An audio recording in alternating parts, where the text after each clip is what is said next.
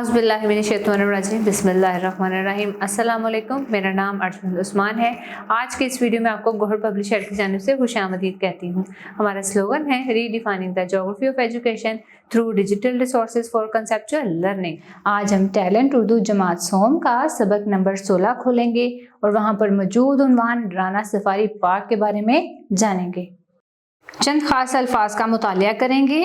मुनज़्ज़म, इंतखाब, अशिया, अनवा, मुनासिब, तफरीह। अब्बा जान ने कुछ दिन कबल हमारे पास होने की खुशी में सैर का प्रोग्राम बनाया था।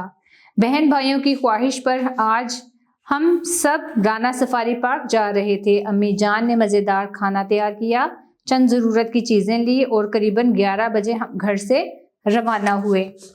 छुट्टी का दिन था इसलिए ट्रैफिक भी कम थी। थोड़ी ही देर में हम फूल नगर पहुंच चुके थे। यहाँ से अब्बा जान ने गाड़ी सफारी पार्क की तरफ मोड़ी और चंद मिनटों में ही हम राना सफारी पार्क जा पहुंचे।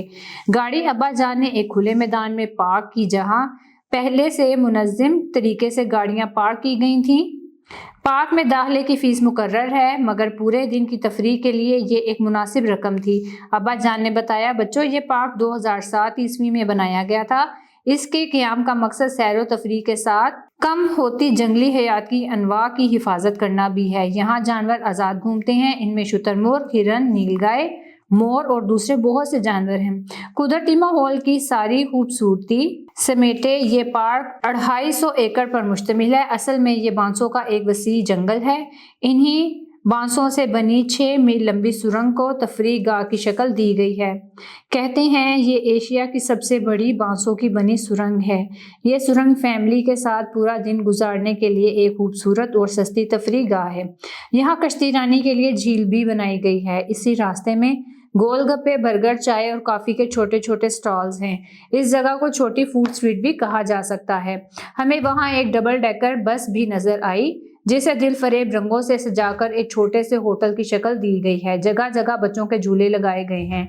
इतनी बड़ी तफरीह गाह में हमें सफाई का इंतज़ाम भी बहुत बेहतर लगा।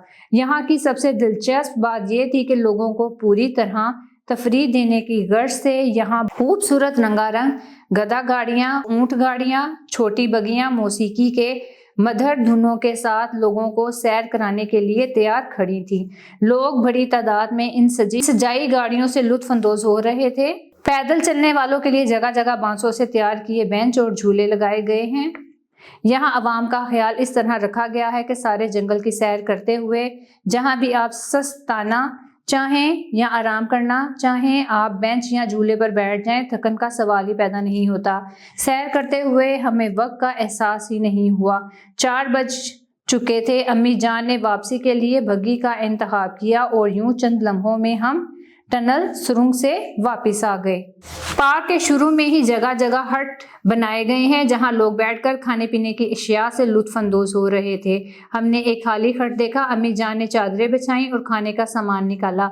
हम सब ने मिलकर खाना खाया। खाने से फारिग होते ही हम खिलौनों के स्टॉल पर गए।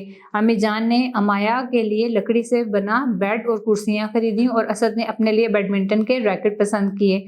अभी बहुत कुछ देखना बाकी था, मगर शाम हो चुकी थी और हम ना चाहते हुए इस खूबसूरत जगह को छोड़कर घर के लिए रवाना हो गए। अब चंद खास अल्फाज और उनके मानी देखेंगे। अशिया, चीज़ें, क़याम, ठहरना, अनवा, किस्म किस्म के, लुत्फ अंदोज होना, मज़े उड़ाना, तफरीह, जी बहलाना, मुनज़्ज़म, इंतज़ाम किया हुआ।